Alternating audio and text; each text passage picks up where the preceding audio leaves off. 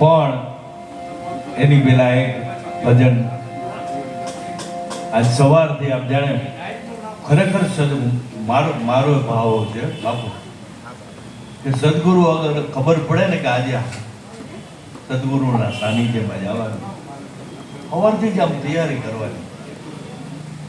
આજે મારે કોઈ આગળ જાજુ બોલ નથી, મારે સીધા એના આગળ કંઈક મેળવી લેવું છે. આજે મારી ખટપટ કે આખો કોઈની નિંદા નહીં, રાગ નહીં, દ્વેષ નહીં, કંઈ કરવું જ નથી. આજે સવારથી કલાક ગઈ, 2 કલાક ગઈ, 3 ગઈ, મારે એના સ્મરણમાં રહેવું. અને પછી તમે સીધા ખુદકો મારો સદગુરુની અસર કેવી થાય છે મારા તમારા જીવનમાં. આ મને એવું લાગે. એટલે આજે સવારે મારા અશ્વિનભાઈનો જ્યારે ફોન હતો ત્યારે મને કહે નવું કંઈક આજે ભજન બનાવજો તો તમને સંભળાવી દઉં.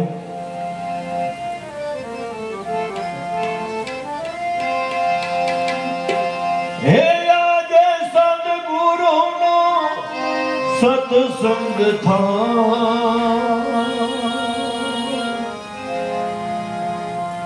મારું હર જીવન બદલાય. મારું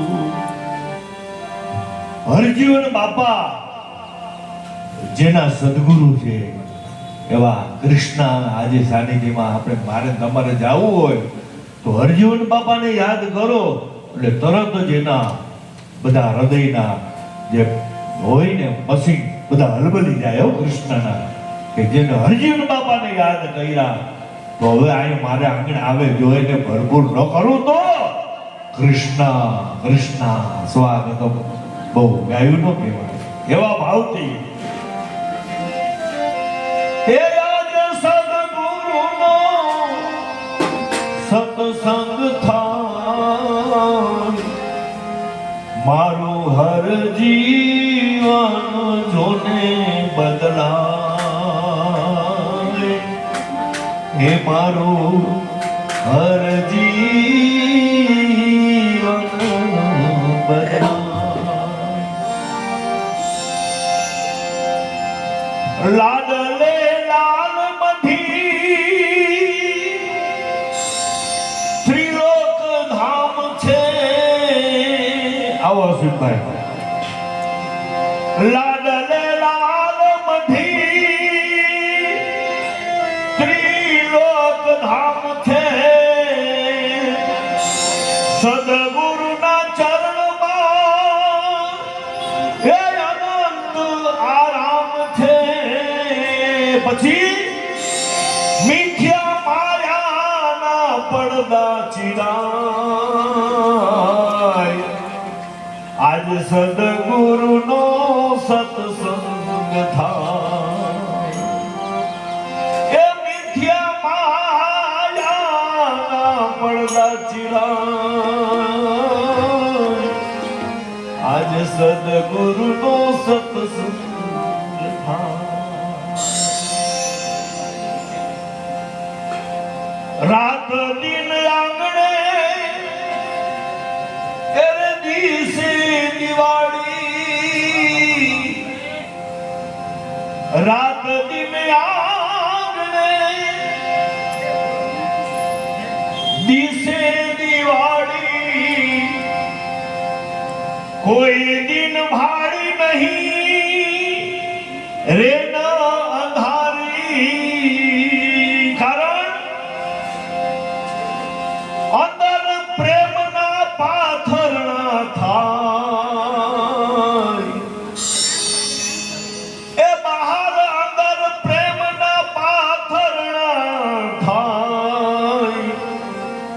આજે સદગુરુનો સત્સંગ થાય.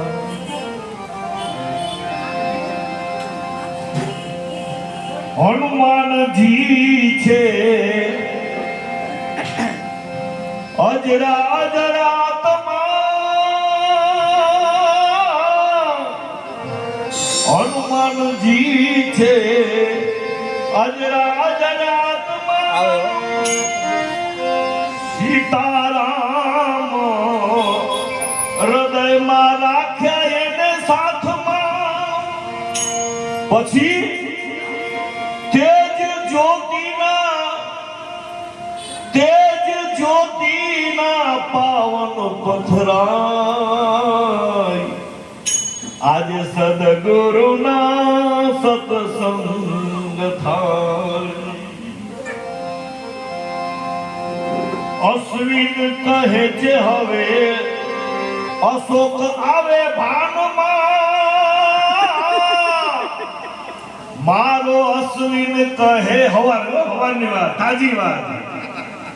અશ્વિન કહે છે તરત ફોન આવે ને, જય શ્રી રામ, કોણ બોલે? ઓ હું તો તરત આમ ચમકી જાઉં, કારણ કે હવે આ જેના કુવામાં હોય જ હવે આમાં તો હોય જ ને, એટલે હું તરત સમજી જાઉં. ઓ હા, ના ના બરોબર, મને યાદ આવી ગયું તમે શું કહેવા માંગો. કે કોણ બોલે? અશોકભાઈ બોલે.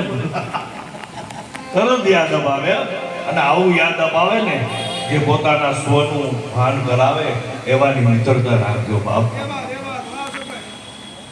જે મને તમને સદગુરુનું સ્મરણ કરાવાય એવાની મિત્રતા રાખજો, તો મને તમને ખરેખર આગળ વિકાસ થશે.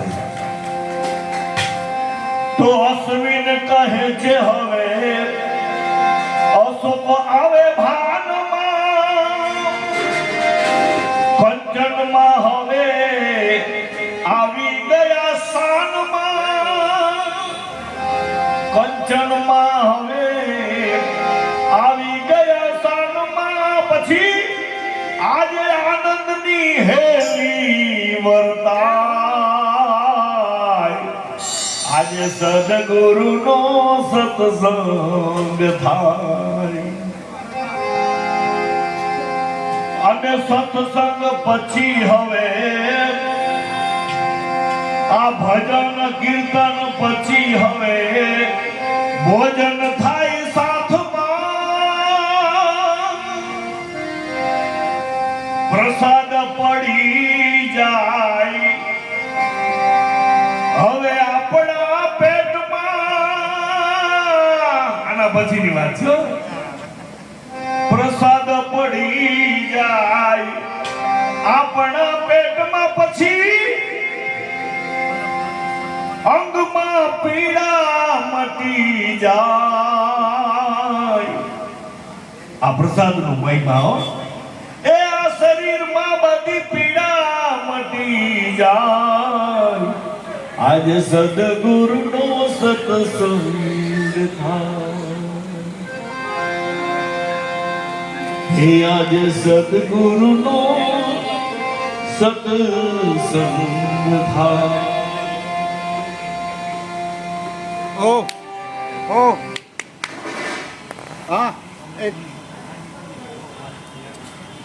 સંતવાણી એ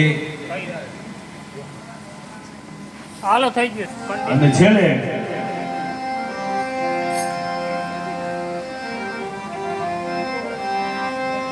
પ્રસાદ પછી તો આહા પ્રસાદ દેવા જાય પછી શું થાય ખબર છે? પ્રસાદ પછી તો સત્સંગ થાય છે અહીં, પ્રસાદ પછી તો સત્સંગ થાય.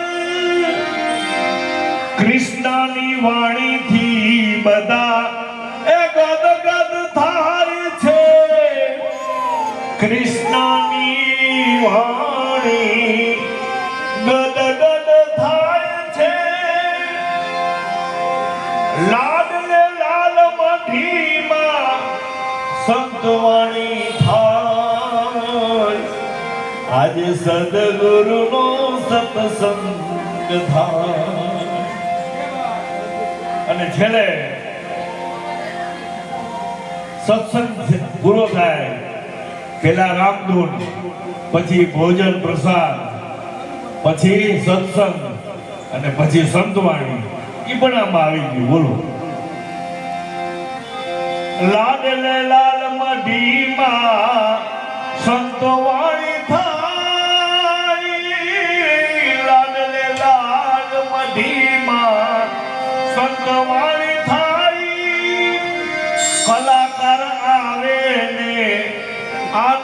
એને વર્તાય છે કલાકાર આવે ને આનંદ વર્તાય પછી અંદર કાના કાના થાય હે અંદર કાના કાના થાય આજે સદગુરુનો સત્સંગ થાય આલા વાલા મારા બોલ થઈ રહ્યા છે કઈ ભૂલ ચૂક હોય તો આમાં વાણી કોઈ આવો હૃદયના ભાવ આયા આપણે આવે કે તમે સ્મરણ કરો સદગુરુના સત્સંગનો તો ખરેખર આપણા હૃદયમાં આવીને કંઈક ને કંઈક આવું સમજણ આપી જાય છે સમજણ વગરનું જીવવું સમજો જીવો વરસ હજાર પણ સમજીને જીવો આ એક ઘડી સમજો બેડો પાર એક ઘડી આધીને પુનિયાદ તુલસી સકત સાધુની કટે કોટી પાવા આપણા સંતો ભજન કીર્તન અદ્ભુત છે તો આવો હવે આપણે રામ નામ કે ये मोटी मैं भी खराऊं गली गली જે એ રામ નામ की धून એવી પ્રચલિત થઈ ગઈ પ્રખ્યાત થઈ ગઈ કે જે બાપુની ક્યાંય ભટકવું નથી પડતું એમ મારે હવે સંસાર વ્યવહારમાં બધું એ ભગવાને ગોઠવી દીધું હવે કોઈ જાતની ચિંતા રહેતી નથી ભજન કરવા માટે કારણ કે ક્યાંય પણ નોકરી કરીને બાપુ તો કંઈક ને કંઈક કર્મ બંધાય આમાં કંઈક કર્મ બંધાતા નથી બાપુ કે એટલે આવી આવવાનું અને એના આશીર્વાદ લઈ જવાના બધા ભક્તો આવે અહીંયા બેહાડે સારા સાઉન્ડ બેહાડે નકો અમારે તો એવી દશા હતી બાપુને ખબર હતી તમને કયો તો કહું મારી વેરે ચાર્જ વગાડતા મયુર બાપુ ખબર છે કોઈને હું ફોન બોલતો નહીં ચાર્જ વગાડતા નાનકડા હતા ત્યારે પણ આ બધા આશીર્વાદ કંઈક ને કંઈક હોય આપણે ધૂન ગાતા હોય ને એને કંઈક આવી સદગુરુ મળી જાય તેના પ્રતાપથી આ બધું છે તો એવી આ રામ નામની કૃપા ખૂબ અને ગલીએ આ છે ને જેવા શબ્દો છે એવું બધું થાય છે રાજકોટમાં તો ગલીએ થઈ ગયું અને દ્વારકાથી શ્રીલંકા સુધી જઈ આવ્યો અને રાજકોટથી આફ્રિકા સુધી ગયો હમણાં તો એવું થયું બાપુ 9 તારીખે દિલ્હીમાં એ લોકો બધું બાંધે છે એમાં રામ નામ એને મોટી લોકોને બહુ ગમે આમ ગુરુદ્વાર જેવું બધું હતું કોઈ આપણે કેવા યાદ નથી તો દિલ્હીમાં પ્રોગ્રામ 9 તારીખે રાત્રે અને પ્રકાશભાઈ ઇન્ડોજા કરીને રાજકોટમાં એમના માતૃશ્રી શ્રદ્ધાંજલિ આપણે કે 9 તારીખે સવારે શ્રદ્ધાંજલિ આપવી હોય તો મારે તો ભગવાન દિલ્હીમાં પ્રોગ્રામ છે કે હું તમને 5 વાગે ફ્લાઇટમાં બેહાડી દઉં તો સારું મારે 20 કલાક ટ્રેનમાં બેહવું નહીં તો મને સવારે 9 થી 12 પ્રોગ્રામ કરી પછી ફ્લાઇટને ટિકિટ આપી 5 વાગે બેઠો 7 વાગે દિલ્હી પહોંચી ગયો 9:30 ધૂન શરૂ થઈ આ સદગુરુની કહેવાનો મતલબ કે આવી બધી સગવડતા આપી કે ભજન કરીએ ને એટલે ભજનમાં સગવડતા પડે પણ એકવાર આપણે શરૂ કરવું જોઈએ એવા સદગુરુના સાનિધ્યમાં પાણી વાળી પવિત્ર થાય એટલા માટે રામ નામ કે હીરે મોતી